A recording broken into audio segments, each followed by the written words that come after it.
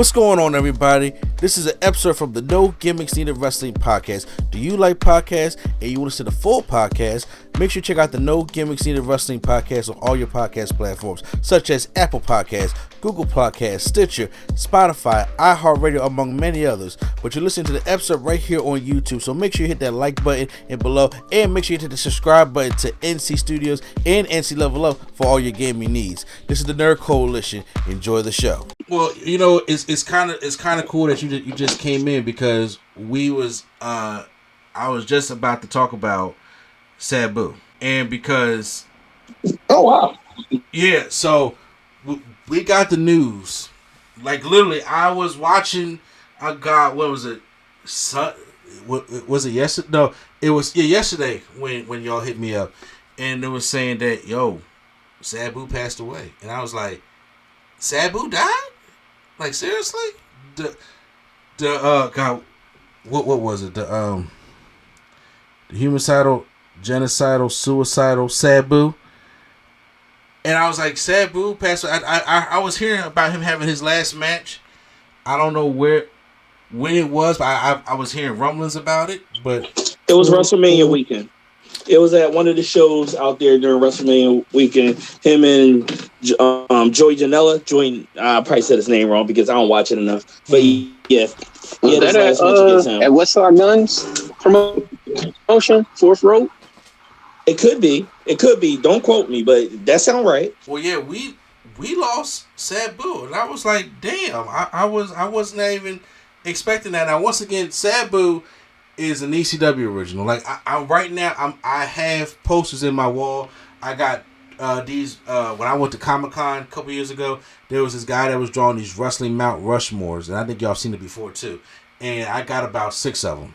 And right now on my wall, I got the Attitude Era Mount Rushmore, the WCW, the mid '90s Mount Rushmore, and I got the ECW Mount Rushmore. And on that Mount Rushmore is Tommy Dreamer, Taz, RVD, and Sabu. Now, growing up, I wasn't the biggest. That sounded about perfect to me. Yeah. Now, I mean, you got people that can make an argument that is like Raven should be on there somewhere. I'm like, yeah, you can make that argument, but for the 4 they got on there right now, I'm not mad at that 4 at all.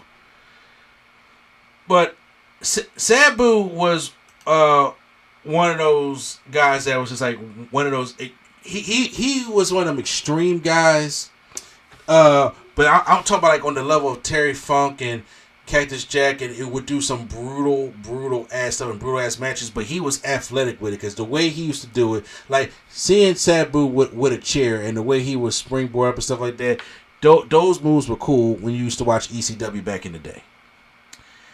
And his uncle was the Sheik, the original Sheik. I think he got a Dark Side of the Ring that's coming up also. The original Sheik, by the way. But he was trained by his uncle. He does. You say he does? Okay. Yeah, I did. He does. Okay, yeah. So, yeah. But then Sabu was going around the Indies. He did some United States Wrestling Association. Did World Wrestling Federation for a little bit. I'm talking about 93 before they had the ECW takeover in 97. And then, but he's mostly known for his stuff, his 10 in Extreme Championship Wrestling, and then even sometime after when he did, what was it, TNA? Because one of the matches I remember with him in TNA, like when the kid ECW was like him and RVD. I remember that tag team. They was an awesome ass tag team, and you had Bill Alfonso hold the chair up to them while they was on the ropes, and RVD would do the kicks, and Sabu would do the jump off the chair to the table, stuff like that.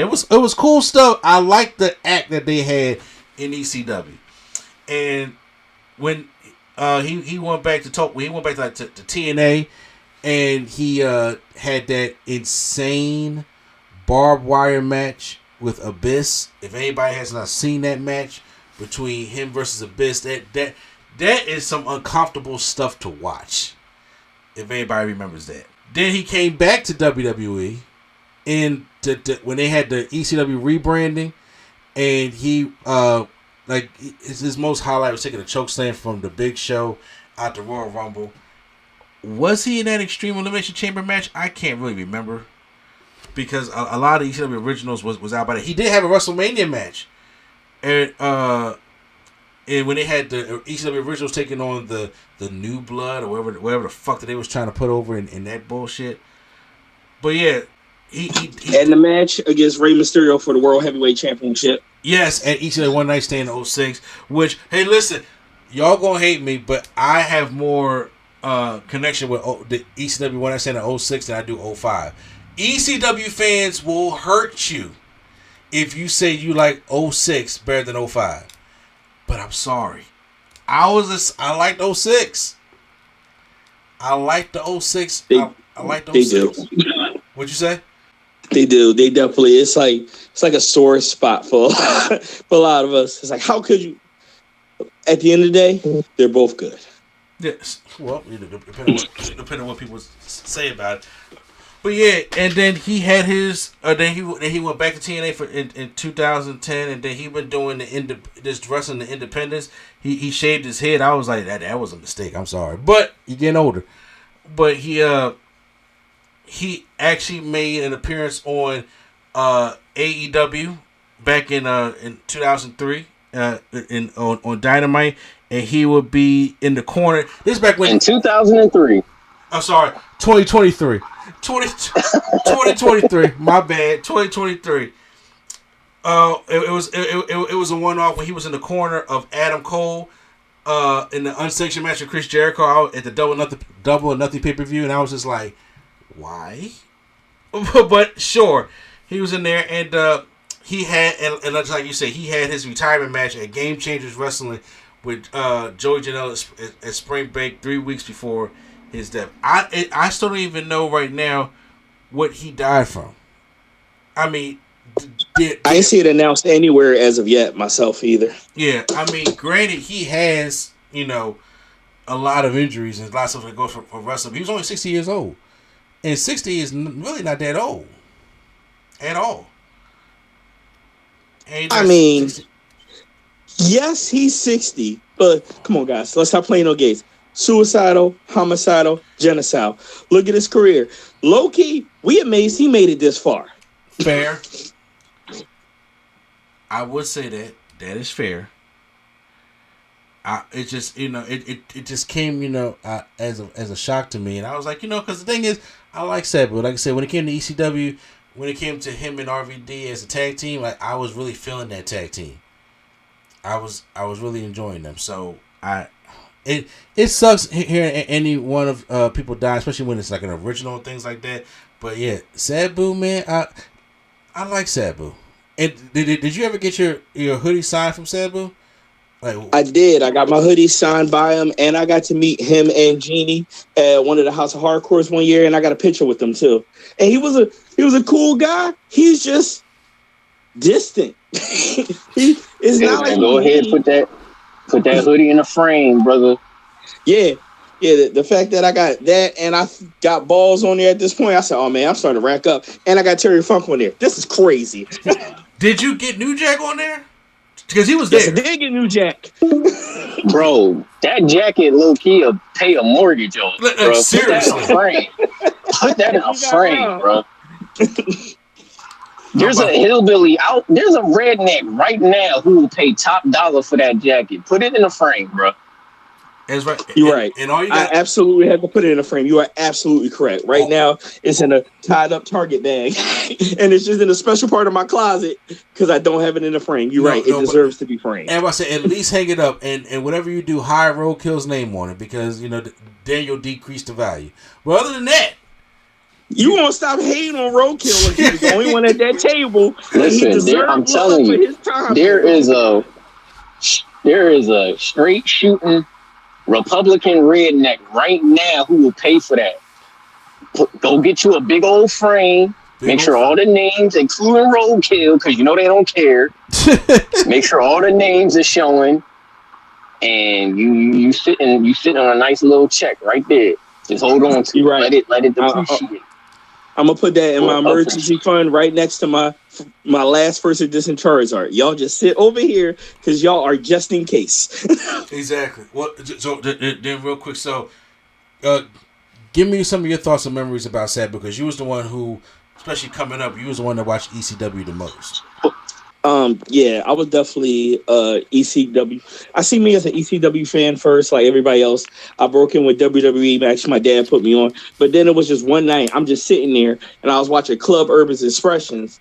Yeah, I'm from Philly. Then that went off, and ECW came on, and I was like, "What is this? Why is this so much better than the other one? Because they're killing themselves. That's why it was." And that's how I was introduced to Sabu. I was like, "Who's this guy with the long do-rag on his head?" Because I ain't know nothing about anything. So I'm like, and jumping off chairs, drop kicks, leg drops, doing stuff, glass spots, tack spots, barbed wire spots, and I was like, "This man is a crazy person, and I love him." So I became a Channel 48 going crazy. You know, Channel 48, bro. You know what it was. And I mean, he stood out with them. You know, Arabian Night pants, the genie pants. He stood out with them. He did hitting people with the Arabian face buster, and let me hit you with, let me lay drop you, let me lay drop you on a chair, let me get on the top rope, let me lay drop you on the chair on the top rope through a table. You just like, what? And you just sitting there like, and Mikey Rip kicked out, and you like, how? Why are you not dead? So I fell in love with Sabu early for his craziness. And the wild part about him, I'm not gonna sit here and say, oh, my favorite match of him is this, because I don't have one. You was just like, yo, Sabu's in the match. Bet. I don't even care what's going on. And then cross paths. He brought right. Just brought a whole level of excitement to ECW.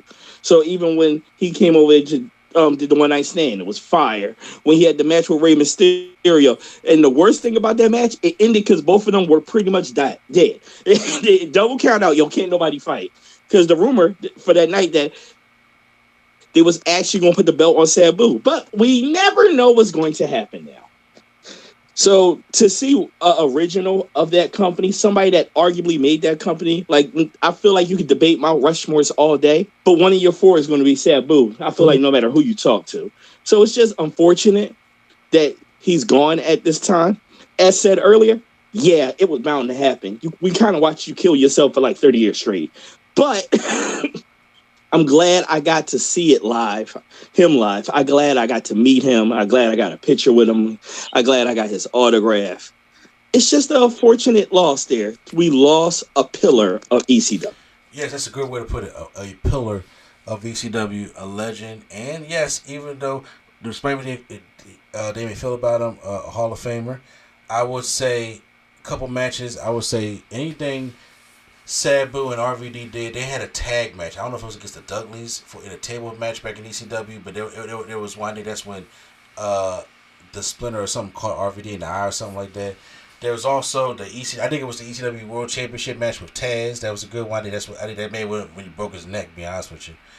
And then he had that barbed wire massacre with Abyss in TNA in the early 2000s. So those are some of the ones that come to my mind that you can check out for Sabu, and honestly, just check out all the ECW original stuff. Don't check out the WWE ECW bullshit. They didn't let him beat Sabu then, but he does that. And he was only in one game, that Smackdown vs. Raw 2008, when he had his own chair moves in that game. I do hope they kind of bring that stuff back, but you know, it's just hell unfortunate. Then yes, he really had his last match. That was his retirement match. I guess he went out the way he wanted to go out.